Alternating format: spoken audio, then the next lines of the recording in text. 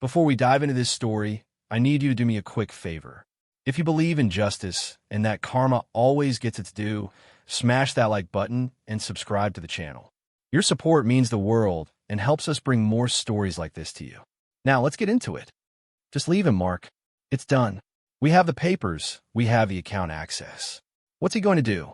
He's a helpless old man in a country where he doesn't even speak the language. He'll be fine. Someone will find him. The voice was a venomous whisper, dripping with a greed so pure it was almost impressive. It was the voice of my daughter-in-law, Tiffany, a woman I had welcomed into my home, a woman I had treated like my own blood. I heard her through the thin hotel room door in Prague, my heart turning to a block of ice in my chest. A moment later, I heard the soft click of my stepson's agreement, a sound more devastating than a gunshot. They thought I was asleep, sedated by the wine they'd so generously plied me with at dinner. They were wrong. And as I heard their suitcases roll softly down the hallway, followed by the final, damning silence, a single thought crystallized in my mind, cold and sharp as a shard of glass. They had just made the biggest mistake of their lives. They thought they were leaving an old man to his fate. They had no idea they were unleashing a monster of their own creation. The silence that followed their departure was profound. It filled the room, pressing in on me, heavy with the weight of their betrayal. For a long moment, I didn't move. I just lay there, listening to the frantic thumping of my own heart, a frantic drumbeat counting down the seconds of my old life. The man they abandoned was a trusting fool, a doting father figure who saw only the good in his family. That man died in that silent hotel room. The man who sat up, slowly, deliberately, was someone else entirely. He was a man forged in the crucible of a pain so deep it burned away all sentimentality, leaving only a core of cold, hard purpose. My first thought wasn't of fear or despair. It wasn't how will I get home.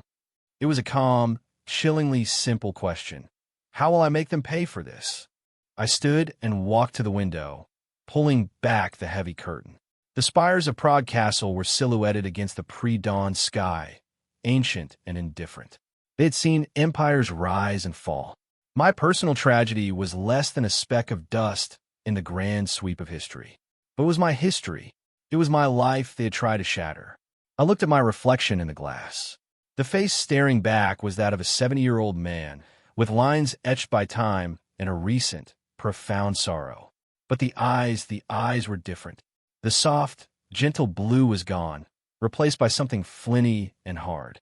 They thought I was a relic, a museum piece to be dusted off when needed and stored away when inconvenient. They had forgotten that relics can be priceless and that museums have very, very good security. They thought they had my money. They thought they had my house. They thought they had my life. In reality, all they had was a single, carefully prepared bank account I had set up for this very purpose, a sacrificial lamb on the altar of their greed. The real fortune, the one I had built quietly over 40 years, was a fortress they couldn't even imagine, let alone breach. My mind, which they assumed was slowing with age, was now racing, clicking through scenarios and plans with a clarity I hadn't felt in years. They had underestimated me. It was a common mistake people made. I was a quiet man, a retired history professor. My late wife, Elena, Mark's mother, had been the vibrant, outgoing one. She had a flair for business, a dazzling personality that charmed everyone she met. Everyone, including Mark, assumed she was the source of our wealth. They saw her successful art gallery, the properties she bought and sold, the seemingly golden touch she had with investments. They saw me as her quiet, academic husband, the man who supported her from the sidelines, content to live in her magnificent shadow. It was a narrative I had been happy to cultivate. The truth was far more complex. Elena was the face of our enterprise, the brilliant salesperson, the heart. But I was the engine. I was the strategist, the researcher, the one who spent late nights analyzing markets and identifying opportunities. My quiet life as a professor was my cover, my passion, but the real work happened in my study long after the lights in the rest of the house went out. Elena and I were a team, a perfect partnership. She knew my secrets, and I knew hers. The only secret I kept, even from her, was a contingency plan, a deep-seated, perhaps cynical belief that you should always have a way out, always have something held in reserve that no one else knows about. It was a lesson my own father, a man who lost everything in a bad partnership, had drilled into me. Never give anyone the keys to your entire kingdom, son, he'd said. Not even the people you love. I had loved Mark. I truly had. When I married Elena, he was a troubled 14-year-old, angry at the world for taking his father too soon. I never tried to replace his dad. I just tried to be there. I taught him how to drive. I helped him with his calculus homework. I sat in the stands at every one of his mediocre football games, cheering louder than anyone. When he wanted to go to business school, I paid the tuition without a second thought. When he wanted to start his own company, a disastrous venture into artisanal coffee that failed within a year, I covered his losses. I did it because he was Elena's son, and loving her meant loving him. But my love was not blind. I saw the weakness in him, the desperate need for approval, the streak of laziness that he disguised as a laid-back attitude. Then came Tiffany. She was beautiful, ambitious, and sharp as a tack. And she saw Mark not as a man, but as a stepping stone. She saw our comfortable life, our beautiful home, and her eyes lit up with a possessive fire. I saw it from the very beginning. The way she'd subtly steer conversations toward inheritance. The way her compliments were always tinged with a question about an asset's value. The way she'd look at me with a polite smile that never reached her cold, calculating eyes. She saw a doddering old fool standing between her and a life of luxury. Elena saw it too. "Be careful with that one, Arthur," she'd whispered to me one night after a particularly cloying dinner with a young couple. "She's a shark, and our son is swimming with a bloody nose." We had tried to talk to Mark, to gently warn him, but he was smitten, blinded by her beauty and her flattery. He accused us of being controlling, of not wanting him to be happy. So we backed off for the sake of peace, a decision I now regretted with every fiber of my being. After Elena passed away from cancer 5 years ago, their behavior escalated. The subtle hints became overt suggestions. "You know, Arthur, this house is much too big for one person," Tiffany would say, running a manicured hand over the polished mahogany of the dining table. "Mark and I would be happy to move in and help you manage things. Manage me," she meant. They saw me as a senile gatekeeper to their inheritance. The trip to Prague was her masterstroke. It was pitched as a final family adventure, a chance to make memories before I got too old to travel. I knew what it was. It was an execution, a carefully planned trip to isolate me, to get me to sign a power of attorney that would give them control over what they believed was Elena's entire estate. An estate they assumed would pass to Mark, with me as a temporary, inconvenient custodian. So I played along. I feigned a little more confusion than I felt. I forgot my reading glasses when it was time to sign the documents, letting Mark read the key clauses aloud to me. I put on a performance worthy of an Oscar, playing the part of the grieving, slightly befuddled widower who was so grateful for his loving son and daughter-in-law to be taking care of him. I signed the papers in the lawyer's office in Prague, a man I was sure Tiffany had paid handsomely for his lack of curiosity. I saw the triumphant glint in her eye as my pen scratched across the paper. She thought she had won. They both did. Now, standing in the cold Prague dawn, their victory felt very, very hollow. I took out my wallet. They had taken the cash and my main credit cards. Amateurs. They hadn't checked the secret pocket where I kept a backup card and a few hundred US dollars. And they certainly hadn't thought about my phone. I picked it up from the nightstand. They hadn't bothered to take it, probably assuming it was a useless brick to a man of my generation. Another mistake. I scrolled through my contacts and found the name. Pavel. I pressed the call button. He answered on the second ring. "Archer, is that you?" It is 4 a.m. His voice was gravelly, thick with a Czech accent. "Pavel, my friend," I said, my voice steady and clear. "I'm in Prague. I need your help. It's time to call in that favor from Berlin, 1988". There was a pause on the other end of the line, then a low whistle. "Of course, my friend. For you? Anything. Where are you?" "I will be there in 20 minutes. Pavel was a man I had helped decades ago during the Cold War. I was a young academic doing research in East Berlin, and he was a dissident looking for a way out. I'd used my contacts and my wits to help him and his family escape to the West. He had since become a very wealthy and influential man in the newly free Czech Republic, but he never forgot. He was a man of honor, and he was the first piece I would move on my new, very personal chessboard. While I waited for Pavel, I made my second call. This one was to my lawyer back in the States, a man named David Shun. David was young, sharp, and the only person in the world besides me who knew the true structure of my finances. "David," I said when he answered, his voice thick with sleep. "It's Arthur. I'm sorry to call so early. It's happened. Execute Plan B." All of it, David was instantly awake. "Are you safe, Arthur?" "I'm perfectly safe," I replied, a grim smile touching my lips for the first time. "But Mark and Tiffany are about to find themselves in a great deal of trouble." Plan B was my doomsday protocol. It was a contingency I had set up years ago after Elena's diagnosis, when I first saw the predatory gleam in Tiffany's eyes. The power of attorney I signed was real, but it was linked to a single, specific account. The account that held what I called the bait money. It contained a substantial sum, enough to make them feel like they had hit the jackpot, around $250,000. It was the money from the sale of one of Elena's smaller gallery properties. I had let them believe it was a gateway to everything else. The moment David received my call, a series of actions would be triggered.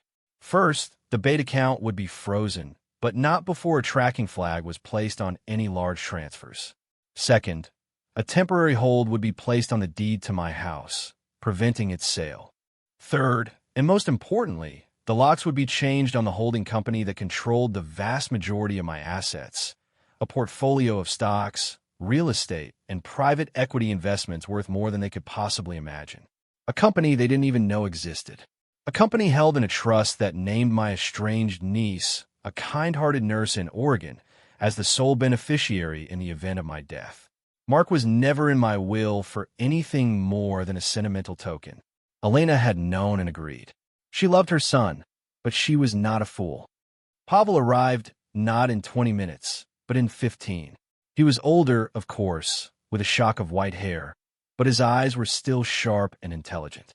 He embraced me warmly, then looked at me with concern. "What have they done to you, my friend?" I told him everything, the whole sordid tale. As I spoke, his expression hardened from concern to a cold fury. "They left you? Here? Like a dog," he spat. "They will regret this. I will make sure of it for next week." I stayed with Pavel in his beautiful villa overlooking the Vltava River. It was a week of quiet, methodical preparation. I didn't rush back to the States. I wanted them to feel secure. I wanted them to have time to walk deeper into the trap. I let my phone die, cutting off my only link to them. Let them wonder. Let them think I was lost, destitute, or worse. The thought gave me a grim satisfaction. Using Pavel's resources, I was able to get a clear picture of what Mark and Tiffany were doing back home. As I suspected, the first thing they did was transfer the entire $250,000 from the bait account into a new one in their names. Then they flew home first class. My man David confirmed they had immediately hired a real estate agent to put my house on the market, using the fraudulent power of attorney to sign the listing agreement. They were moving fast, greedy, and sloppy. They held an estate sale, getting rid of my books, my furniture, Elena's art. Our life's memories sold off for pennies on the dollar to strangers. The reports Pavel procured for me included photos. I saw my favorite leather armchair, the one I'd sat in every night for 30 years, sitting on the front lawn with a $50 price tag on it. The rage that filled me was so cold and pure, it was almost calming. It solidified my resolve. There would be no mercy. They threw a party. Of course they did. A massive, ostentatious house-cooling party, as they were calling it. An invitation which Pavel's contact had managed to snag described it as a celebration of new beginnings. They had invited all their friends, eager to show off their newfound wealth and their beautiful new home, my home. That was when I knew it was time. I booked a flight. I didn't fly into my local airport. I flew into a city 3 hours away and rented an unassuming sedan. I drove home under the cover of darkness, the quiet hum of the engine a counterpoint to the storm raging inside me. I checked into a small motel on the outskirts of town, and I waited for the night of the party, the night of the reckoning. I bought a new suit for the occasion, not an expensive one, but one that was well-tailored and dignified. Charcoal gray. I wanted to look like the ghost of their conscience. I parked my rental car a few blocks away from my house and walked the rest of the way. The street was lined with expensive cars, Porsches, BMWs, Mercedes. Music and laughter spilled out from my home, polluting the quiet night air. Through the large bay window, I could see them. Mark was holding court by the fireplace, a glass of champagne in his hand, looking prouder than I had ever seen him. And Tiffany, she was glowing, a queen in her stolen castle, draped in a glittering dress that probably cost more than my first car. She was laughing, a shrill, triumphant sound that grated on my soul. They looked so happy, so secure. I walked up my own stone pathway, my footsteps silent on the flagstones. I didn't knock. I used the new key David had express mailed to my motel. It slid into the lock with a satisfying click. The door swung open. For a moment, nobody noticed me. The music was loud, the chatter a deafening roar. I stood there in the foyer, a silent observer of my own wake. Then a young woman in a cocktail dress turned, saw me, and her jaw dropped. A little pocket of silence formed around her, spreading like a ripple in a pond as one person after another turned to stare. The music seemed to falter. The laughter died in people's throats. The silence finally reached the center of the room. Mark turned, a jovial smile on his face, ready to greet a new guest. When his eyes landed on me, the color drained from his face. He looked as though he had seen a ghost. The champagne flute slipped from his fingers and shattered on the hardwood floor, the sound unnaturally loud in the sudden, complete silence. Tiffany whipped her head around, her eyes wide. When she saw me, her expression was not of shock, but of pure, unadulterated rage. "What are you doing here?" she shrieked, her voice a raw, ugly thing. "How did you get back?" I ignored her. I let my gaze sweep across the room, at the stunned faces of their friends, at the cheap, gaudy decorations they had put up, at the empty spaces on the walls where our paintings used to hang. Then my eyes settled back on Mark. "Hello, son," I said, my voice calm and even. It carried through the silent room with perfect clarity. "You seem surprised to see me. I hope I'm not interrupting your, what did you call it? Your new beginning?" Mark was speechless. He just stood there, opening and closing his mouth like a fish out of water. But Tiffany recovered quickly. Malice hardened her beautiful features into a grotesque mask. "Get out," she screamed, pointing a trembling, diamond-clad finger at me. "Get out of my house. Someone call the police. We have a senile, old trespasser here." "Your house?" I asked, raising an eyebrow. I took a deliberate step forward into the living room. "That's interesting. I don't recall selling it to you." I looked around at the assembled guests. "I do apologize for the interruption, ladies and gentlemen. My name is Arthur Miller. I own this house. And these two," I said, gesturing towards Mark and Tiffany, "are thieves." A collective gasp went through the room. Tiffany's face turned a mottled shade of red and white. "He's lying. He's crazy. He signed everything over to us. We have the papers," she screeched, her voice cracking with desperation. "Ah, yes, the papers," I said with a serene smile. "The power of attorney you had me sign in Prague. A very clever plan. You must have felt so proud of yourselves." I reached into my jacket pocket. "You see, the thing about papers is that they only have power over what they are written for. That document gave you access to one specific account. An account which, I'm told, you emptied rather enthusiastically. I do hope you enjoyed that $250,000. I suggest you make it last. It's all you're ever going to get."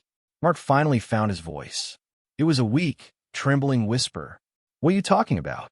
"Mom's estate, the investments, the house." "Your mother was a wonderful woman, Mark," I said, my voice softening for a moment with genuine sorrow. "But she was an artist, not a financier. She made a good living, but the real wealth, the portfolio, the properties, that was my work. I built it brick by brick, stock by stock, over 40 years. And it was never in your mother's name. It's all held in a trust you are not a part of, a trust you didn't even know existed. Tiffany let out a sound that was half laugh, half sob. You're bluffing. You're a retired professor. You lived off my mother-in-law your whole life. Did I? I replied, my calm demeanor infuriating her further. That's the story we allowed the world to believe, wasn't it? It suited us. She got to be the brilliant star, and I got the peace and quiet to do my work. The work that paid for this house. The work that paid for Mark's education. The work that paid for that gaudy diamond necklace you're wearing, Tiffany. A necklace, I might add, that was purchased with stolen funds. Which brings me to my next point. As if on cue, the front door opened again. This time, it wasn't just me. My lawyer, David Shun, walked in, followed by 2 uniformed police officers. The party was officially over. The guests began to murmur, grabbing their coats and purses, eager to distance themselves from the unfolding disaster. David, looking sharp and implacable in his suit, stepped forward holding a briefcase. Mark and Tiffany Wells? He asked, his voice professional and cold. The officers stood behind him, their expressions unreadable. I'm their legal counsel, Tiffany blurted out, trying to regain some semblance of control. You can speak to me. David gave a thin, humorless smile. I'm not your counsel. I'm Mr. Miller's counsel. And these officers have a warrant for your arrest on charges of fraud, theft, and elder abuse, specifically for the act of abandoning a vulnerable adult in a foreign country. Tiffany's face went completely white. She looked at Mark, her eyes wide with panic. Mark, do something. Tell them he's crazy. But Mark wasn't looking at her. He was looking at me, his face a mess of confusion, shame, and dawning, horrified understanding. Dad, I didn't, he stammered. She said, she told me you'd be fine, that you wanted us to have it. She told you to leave your father, stranded halfway across the world. And you did it, Mark, I said, and for the first time, a note of my deep, profound hurt crept into my voice.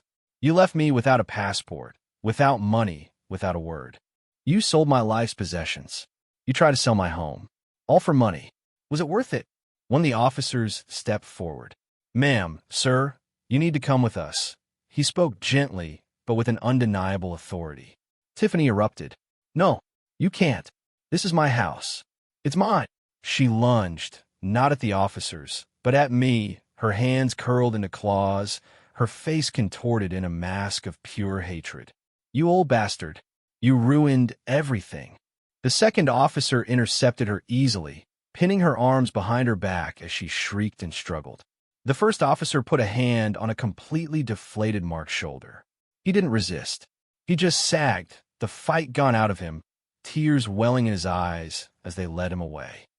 The last of the guests scurried out, avoiding my eyes, their whispers trailing behind them. Soon, it was just me, David, and the silent, trash shell of my living room. The shattered champagne flute still lay on the floor. I walked over and nudged a piece of the broken glass with the toe of my shoe. Well, I said to David, that was rather dramatic. David allowed himself a small smile. You handled that perfectly, Arthur. They never knew what hit them.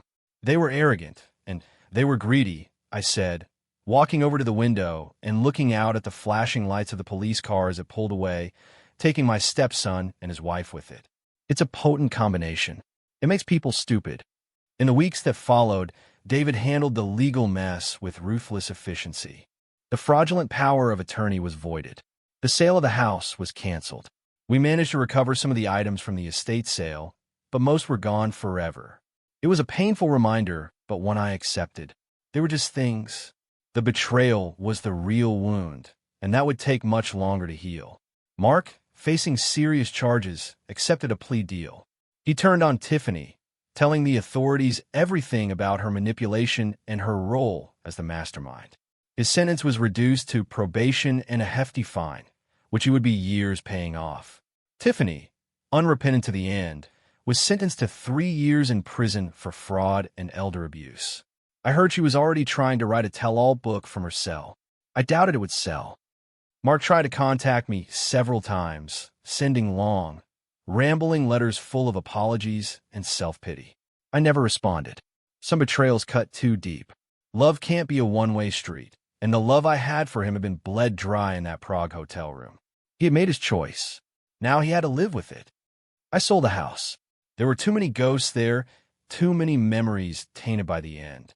I bought a smaller place, a condominium overlooking the ocean a few states away. I reconnected with my niece in Oregon, the kind-hearted nurse. I flew her out for a visit, and we talked for hours. I told her the whole story and about her place in my trust. She was stunned, but also kind and understanding. We are building a relationship, one based on mutual respect, not expectation. It's a nice change. Sometimes I sit on my new balcony, watching the waves roll in, and I think about it all. I don't feel anger anymore. I don't feel the burning need for revenge. I just feel a quiet sense of peace, of justice served. They thought I was a chapter in their story that was over, a prologue to their new life of wealth. They never realized I was the author of the entire book. They underestimated me. They saw an old man, and they missed the man's history. They saw weakness, and they missed the quiet strength forged over a lifetime. They saw an easy target, and they found a grandmaster who had been waiting for them to make their move all along. The ultimate irony is that they got exactly what they wanted, a new beginning, just not the one they had planned. And that brings us to the end of my story. It's a harsh lesson, but a true one. Never judge a book by its cover, and never, ever mistake kindness for weakness. If you've been through a betrayal or have a story about getting the last laugh, I want to hear about it. Share your experience in the comments below. And if you found this story satisfying, please hit that subscribe button and turn on notifications so you don't miss the next one. Thank you for listening.